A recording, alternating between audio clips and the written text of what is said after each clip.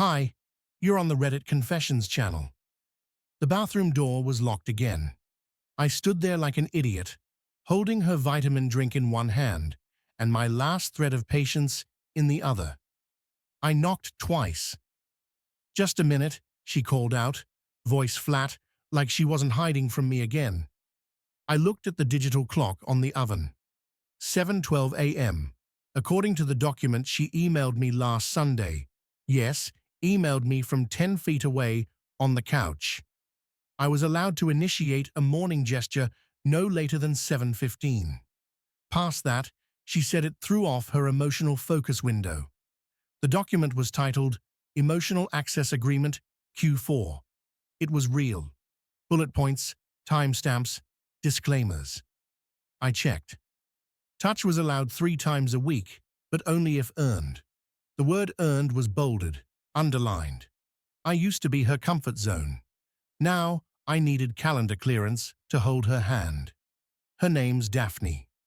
She started therapy, journaling, cold plunges, and following some guy named Clay on Instagram who talks about energy boundaries and earning intimacy through masculine discipline. Me, I work for a hardware supply company and cry when I watch dog rescue videos. I don't scream, don't cheat, don't disappear for hours. I refill the Brita and fluff the couch pillows before she comes home. But apparently, none of that earns Tuesday cuddles anymore. Back to the bathroom. She came out finally, wearing her sage green robe and zero eye contact. I held out her drink. Ginger lime, extra cold. "You said you like it when it's..." She walked past me. "Thursday isn't a contact day," she muttered. "You're off schedule." I stood there blinking. Off schedule, like I was a missed delivery. That's when I walked straight to my laptop. I didn't even sit down, just typed with shaking hands and an empty heart. Opened our shared banking app. Transferred our joint checking funds into my personal savings. Froze. Removed her name from the Amazon Prime family plan. Yes, even that. Then I drafted my own document. I called it Financial Boundaries, effective immediately. Bullet points, timestamps, disclaimers. Her copy was waiting in her inbox before she finished brushing her teeth. When she read it, she didn't speak for a full minute. Then came the sarcastic laugh. "Is this some kind of revenge?" she said, arms folded, voice sharp. I shrugged. "Balance. Isn't that what we're doing now?" She slammed the fridge hard, said something about immature reactions, then stormed into the bedroom, not to cry, but to text. And I swear, I caught a glimpse of the name at the top of the screen. Clay. The same Clay who posts about earned vulnerability and sacred self-prioritization. The same Clay who once sent her a voice memo that ended with, "You're more radiant every week." D. I never thought I'd say this, but that was the moment I started suspecting that energy boundaries had a body and a smirk. She didn't speak to me for 2 days. That's not an exaggeration. Not a passive-aggressive silence, not sulking, just nothing. She moved around the house like I was a co-worker she didn't like. Every now and then, she'd drop a fork louder than necessary or close the bathroom door hard enough to shake the hallway picture frame. But words, no. On day 3, I found her standing at the kitchen counter, staring at her phone. She didn't notice me at first. I leaned against the doorframe and watched her expression twist, not angry, but nervous. She tilted the screen away when she realized I was there. That alone set off every alarm in my chest. I asked, "Everything okay?" She blinked, smiled too fast, and said, "Yeah, Clay just sent a quote about emotional anchoring. You wouldn't get it." She was right. I wouldn't. I didn't want to get it. I wanted to know why her fingers trembled when she locked her screen. Later that night, while she was in the shower, her iPad buzzed. I know I shouldn't have, but I looked. I wish I could say I found something obvious. A confession. A picture. But what I found was worse. A group chat titled Energy Alignment Circle, filled with posts from women and one man named Clay, her coach. Except the messages didn't feel like coaching. They felt like flirting, wrapped in spirituality. Clay, you're glowing again today. D. That robe photo. Wow. Brina, it's that green one I told you about. Winking face. Play. Save that energy for our next session. I want to go deeper this time. Real deep. My hands went numb. My throat burned with something that wasn't anger. It was humiliation. I was being outcharmed by a man who charged $150 per hour to say things like, "Honor your radiance." And she was responding. That night, I didn't confront her. I couldn't. I just lay in bed next to her, wondering how long I'd been replaced by emojis and affirmations. She kissed my shoulder once before falling asleep. Her first touch in over a week. I didn't respond. It felt fake, scripted, like part of some new schedule I hadn't earned yet. But I wasn't planning to play by her rules anymore. So the next morning, I made a list, not of points to earn, but of questions. I was done wondering. And question one was, what exactly happens during these private coaching sessions when I'm not home? I called the coaching center the next day. I didn't plan to. I just stared at the number on their website for hours while chewing the same piece of gum until it dissolved into paste. The receptionist sounded chipper, too chipper for someone working at a place that teaches people how to dismantle their marriages through boundaries. I asked if I could confirm a session for my wife. She said, "Sure, what name?" I gave Brina's full name and held my breath. She confirmed 3 upcoming sessions, 1 on Zoom, 2 in person. Then, without me even asking, she added, "Would you like to pay now, or will Brina continue using Clay's partner discount?" Partner discount. I couldn't breathe. I didn't even ask what partner meant. My imagination filled in everything I didn't want to hear. I hung up and sat in the laundry room for 30 minutes, staring at the blinking light on the dryer like it held answers. When Brina came home that evening, she was glowing. That kind of fake glow people get when they're carrying around a secret they think makes them powerful. She kissed me on the cheek. She hadn't done that in weeks, and said, "Thank you for giving me space. Clay says it's helping me return to myself." I nodded like a spineless idiot. I nodded while my heart pounded in my throat and I tasted metal. And then she handed me a book. Not a gift, a requirement. "Clay wants both partners to read this before next month. If we're aligned, we can graduate to the next level." Graduate. Was this a relationship or a seminar? The title of the book: Earned Love, Removing Entitlement from Affection. I wanted to scream.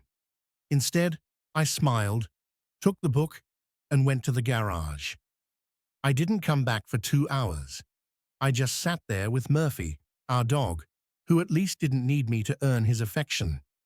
But while I was out there, something strange happened. A text popped up on Brina's iPad. I'd left it in the garage by mistake when I was looking for a charger the day before. The message was from Clay. It read, "Delete the last voicemail. He can't hear that one." I didn't sleep that night. The message kept flashing in my mind like a warning light I could no longer ignore. Delete the last voicemail. He can't hear that one. I stared at the iPad, heart pounding, unsure if I had the courage to press play, but curiosity is cruel and silence is worse. So I slipped into the garage again, plugged in my earbuds, and opened the Voice Memos app. There it was. No label, no context, just a 2-minute recording. I hit play. At first, it was just static and breathing. Then Clay's voice, softer than usual. "D, I know you're scared he's going to catch on, but you're not doing anything wrong. This is your freedom. He'll adjust or he won't. Just remember, you owe him nothing. Not your guilt, not your clarity. If he loved you, he'd already be gone. I sat frozen. Then came her voice. Brina, laughing softly, intimately. I just wish I could tell him it was never about us, that it stopped being about us the moment I realized I had options. That word options, like I was a backup plan, like I was the life vest she didn't want to wear anymore. She didn't say my name once in that recording. I was just he, like some old obligation she was too polite to discard out loud. I didn't cry. I wish I had. Crying would have been easier. Instead, I felt a strange calm, the kind you only feel right before something breaks. I deleted the voicemail, not because I wanted to protect her, but because I couldn't stand to hear her voice again. The next morning, she smiled like nothing had happened.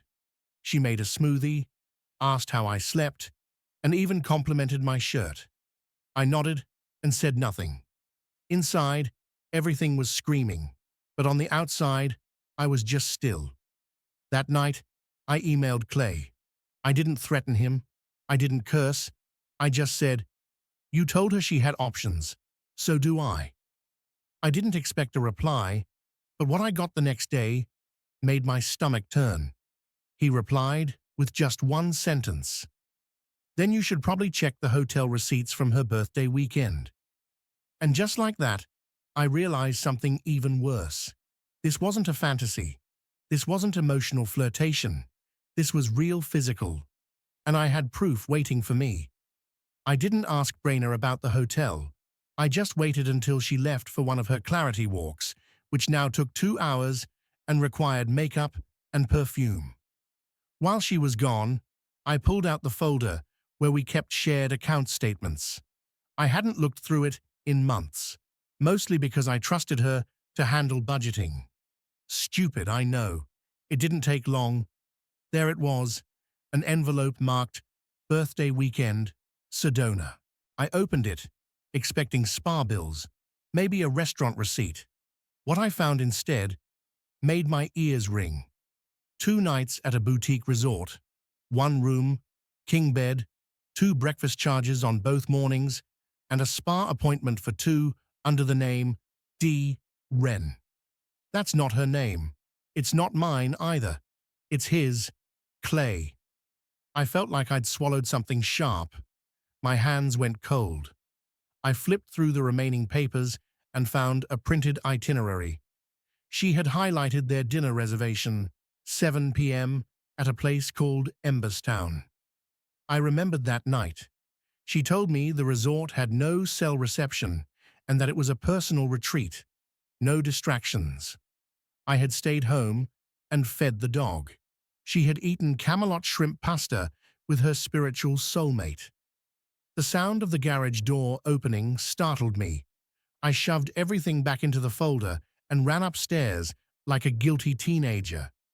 Not because I was doing anything wrong, but because I suddenly felt small, like the kind of person people lie to because they know he won't do anything about it. She came in humming. Humming.